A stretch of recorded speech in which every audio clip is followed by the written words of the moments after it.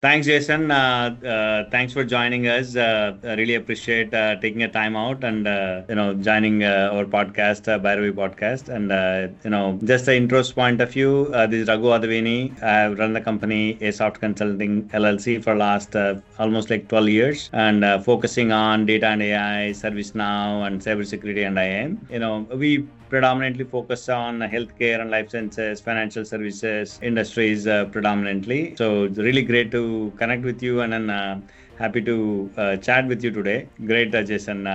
Just want to hear from you from intro's point of view. Yeah, definitely. Thanks. I'm happy to be here today. Jason, being a CIO for healthcare organization, just want to know how do you able to cope up with this AI? Is it a hype or bubble, or is there anything you think of, Jason? Yeah. First of all, I'm just to introduce myself. I'm Jason Frame, the Chief Information Officer at Southern Nevada Health District. For anyone watching, we're in the Las Vegas area, and we are the public health agency. So we do all the things like restaurant inspections, make sure the food is safe when you come here for all the conferences and all that. And we're also a primary care and behavioral health provider. So we have that healthcare aspect of what we do. And your question about, with AI and healthcare, it's, healthcare is always a little bit behind when it comes to technology, but with AI, we couldn't be too far behind because everyone's asking for it. And you go to any conference, you go to anything, that's all talking about AI, and in healthcare, it's no different. And so what we've done is we've looked for the good use cases where AI can actually help us. We kind of avoided some of the hype. We've had to talk to some of our providers and clinicians. They say, oh, what about this, this, and this? And it's like, yeah, that's really for big organizations or big companies. We're not going to be in this. We've really narrowed the focus down because, when you look back a few months ago, MIT released that study that 95% of AI projects were showing no ROI. I think that's because people jumped into it the wrong way. They just let's just go AI without really defining what that means for them. So we looked at what are some small use cases that we can actually show some wins on, get some momentum and build up. And so we settled on a couple of them. One was a machine learning algorithm that's helping out in our clinics. It's helping predict no-shows so we can maximize our revenue and maximize our clinicians' time. And then we also have some other AI models that we're using, voice AI that we're in the demo of right now. And then we're also looking at AI in the back end, like the claims adjustments. And when those comes in, claim denial management, because that's a area where I believe AI can really help out and show immediate ROI. Excellent. That's great, Jason. As you really rightly said, like a lot of people, some of the, organization jumped on,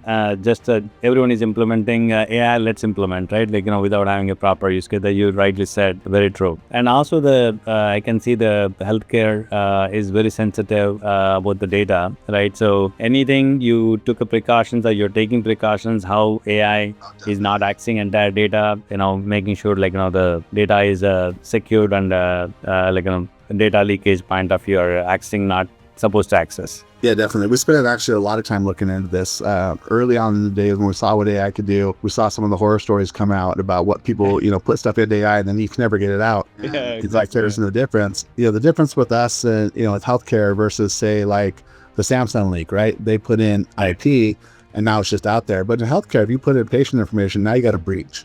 And you got to deal with that. You got to deal with OCR. You got to deal with all the repercussions that come from a HIPAA breach.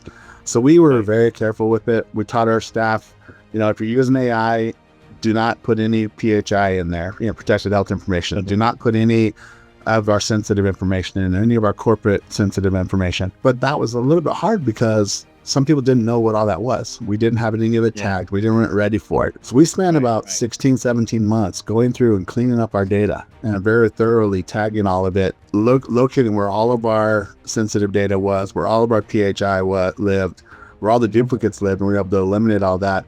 We tagged it all. So that way now we can use Copilot and we can upload different files into AI, but we have safeguards in place to where if we try to use AI to, let's say, go through and look at a file and analyze it for us, but if it's tagged as sensitive or confidential, it won't even allow that to be uploaded into the models anymore.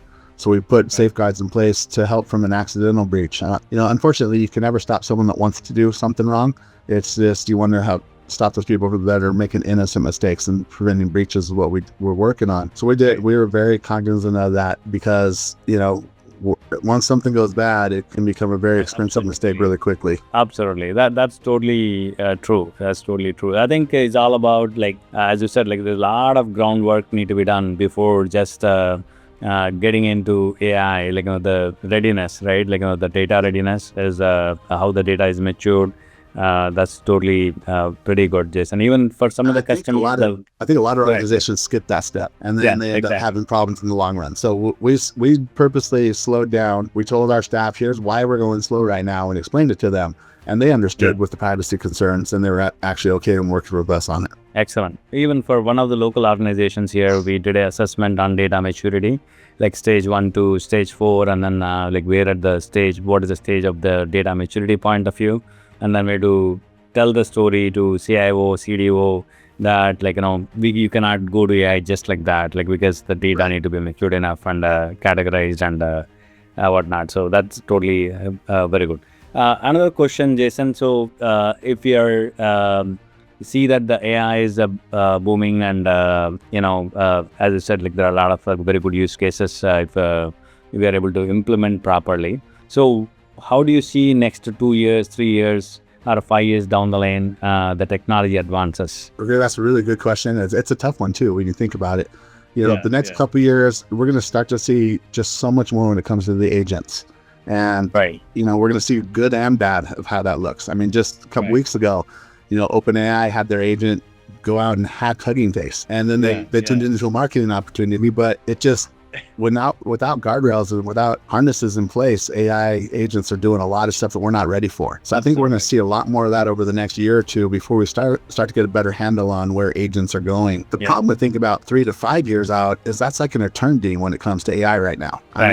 ChatGPT has only been out, was only made public back in about a little over 3 years ago. And look how much the world has changed since then. So, I think it's going to continue down that. There's going to be more agents coming out. We're going to see, I think, over the next 18 months to 3 years, better use cases and better, knowledge about how we can and can't use it. Kind of going back to the ones who jumped the fence and started seeing no ROI. Do you see all these companies that laid off people because they were just going to go to agents, and now they're hiring the people back because the agents are more expensive. So I think we're going to see a downward, hopefully we'll see a good downward cost on our trend on the costing of it, because right now it's unsustainable for a lot of small to mid-sized companies. Definitely the tokenomics just doesn't work. If you're in public sector, it doesn't work at all with your 1 to 2 year budget cycles. So I think we're gonna have to see a huge change in the market when it comes to how do we price tokens, how do we price consumption of AI, because people can't build it. The prices of the hardware right now are out of hand. So only a few large hyperscalers are going to be able to afford it. So then it's going to come down to how do we price that consumption to where it's sustainable and effective.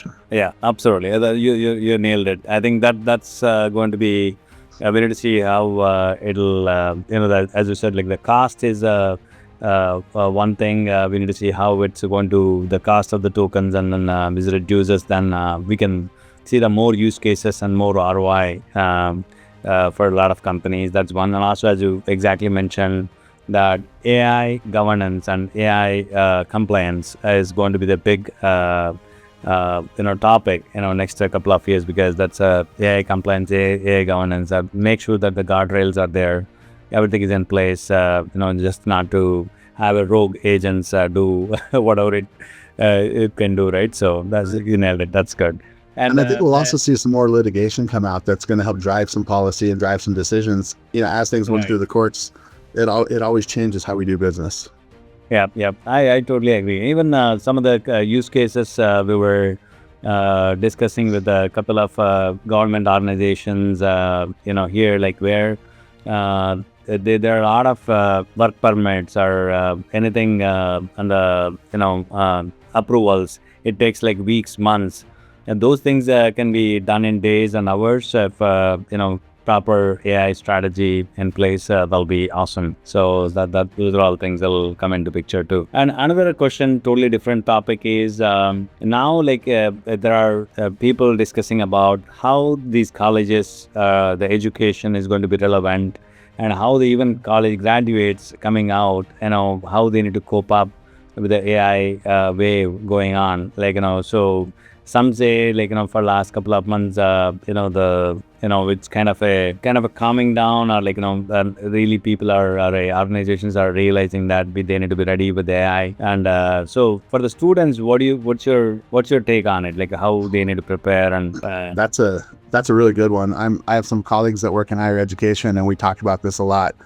And just thinking about, I mean, I have a teenage daughter that's getting ready to go to college too. And we sat down, it's like, what degrees are actually going to be worthwhile of going through? And we started looking at that, because I think a lot of degrees out there now are going to be kind of worthless. And I think we'll see a huge shakeup in the education sector in the next couple of years as they struggle with this. You know, in higher ed, there's that duality struggle that's going on right now in higher ed. Is the professors all want to use AI to do their research and help with everything, but they don't want their students to use it when it comes to the lessons. So exactly. I think one of the things that we're figuring out is, how do we now better assess knowledge, and how do we assess competence in this new era, rather than before where you just memorize stuff and regurgitate it on a test. That's not going to work now in AI. So I think there's going to be a lot of changes coming, and I think there's going to be a lot of shakeup when you're going to see people going, you know, those generic degrees that AI can take over, that we're seeing a lot of, are going to be minimized, and there's going to be more into the high tech space or the higher touch degrees that are going to be more worthwhile.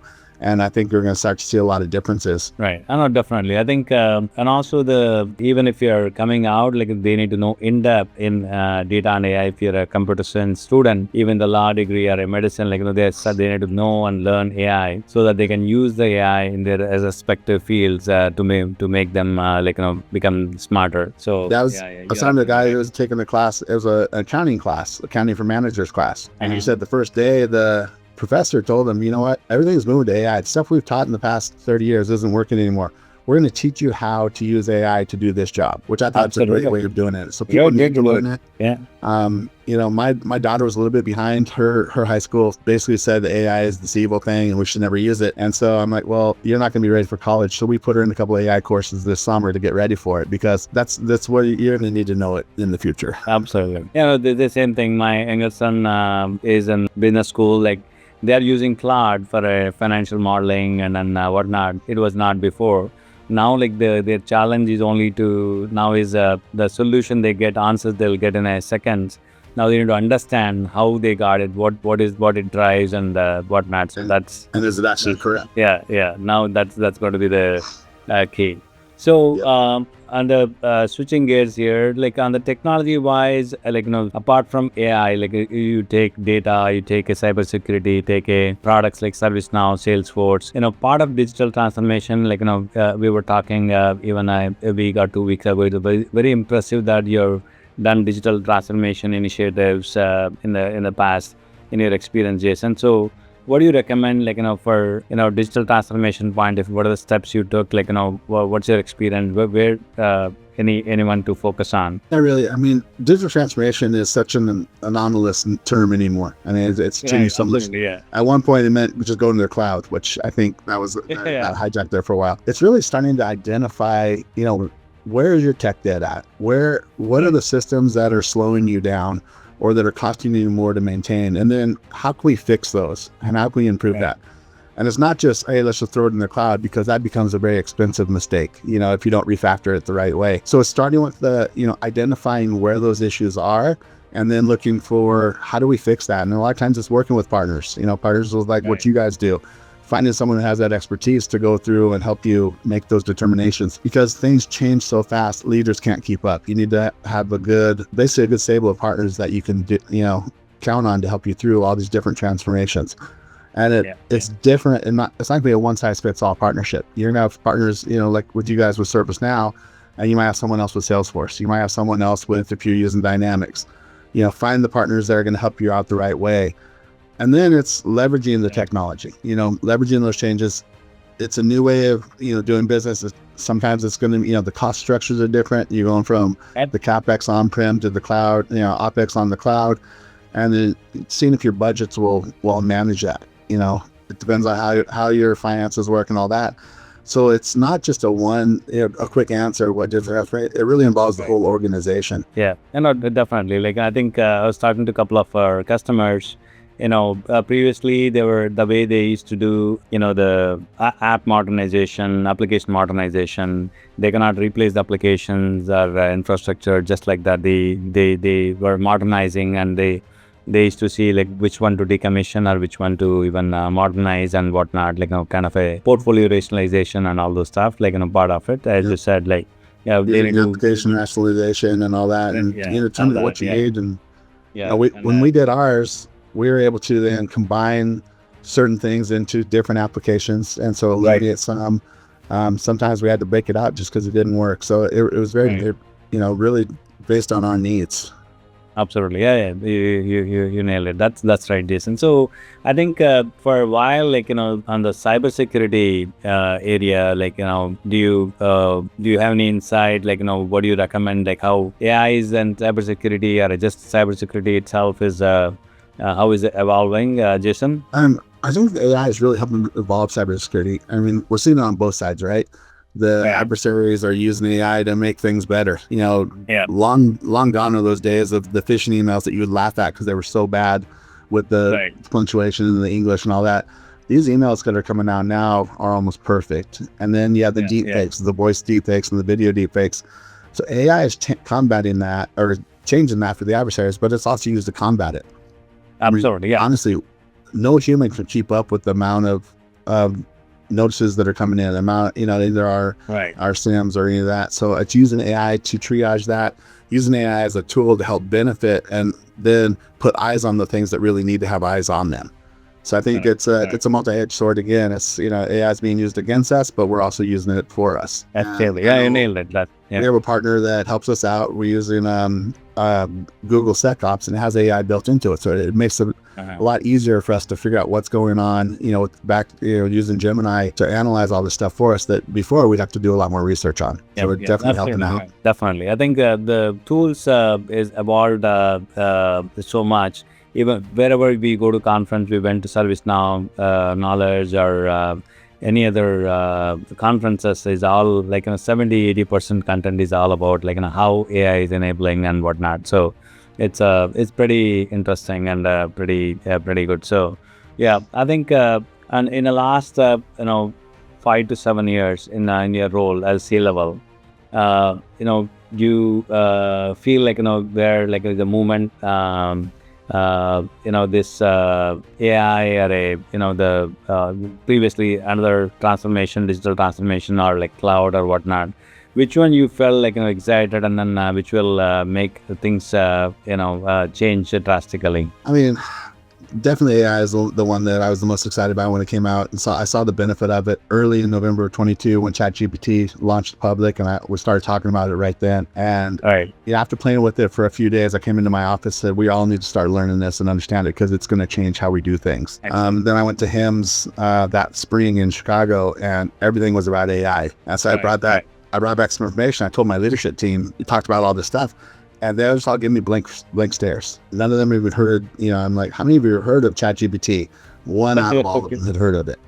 I'm like, how do I generate? So I had to give a whole, debrief on them on what generative AI is, what ChatGPT is, how I think AI is going to impact healthcare. And now we're starting to see it come to fruition. I think it's had more of an impact than cloud did, more of an impact than any other single point in technology. Is AI just had such a difference maker. Yeah, absolutely. You rightly said that's great, Jason. So I think what we are seeing is we are doing a POCs as well with the customers, and where we can see ROI, and some of them are is not really AI. It could be a more of automation with which we can do without AI as well, or it could be data science, or or RPA, or right. So it depends on the problem or the issue. We recommend to our customers as well, whether it's really AI needed or not.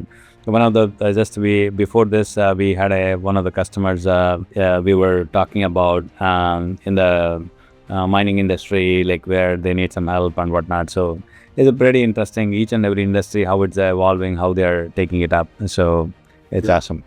Yeah, I think I think what you said is a perfect thing. As you're, as people are looking for partners and looking at how to change things, is understand that AI is not useful for everything. Correct. Some places, some providers are going to just try to sell you AI, and I said, a simple automation can do that. You don't need to have an LLM behind it. And I think that's become another issue with people, is they're getting so kind of lost in the terminology. I mean, AI's been around for years. We've been doing automation, we've been doing RPA, we've been doing machine learning for decades. It's just the generative AI that's the new one. And I think the fact that it went out to the public first and then into the corporate, that is the everyone biggest. knows about it. Yeah, that is the biggest thing gap there, right there. So we used to do artificial neural network called ANN like 26 years ago in a college. Like now, anything you want the model, we just run the model and then to get the results. It used to run like weeks and months, right? Like all these models to run because the computation at that time is not great. So yeah, I think as you said, like it's been there. I think it's been evolved over the years and got like became now like people are using it now. All the data center setup and all these things happening to get this compute power. So hope we'll get to see more and more ROI in the future, next 2-3 years. That's awesome. Great. Excellent, Jason. So really glad that we were able to chat, and then definitely we'll connect later for sure. Jason, Perfect. thanks a lot for all your time, and thanks, Jason. Really appreciate all your time. Yeah, thanks a lot.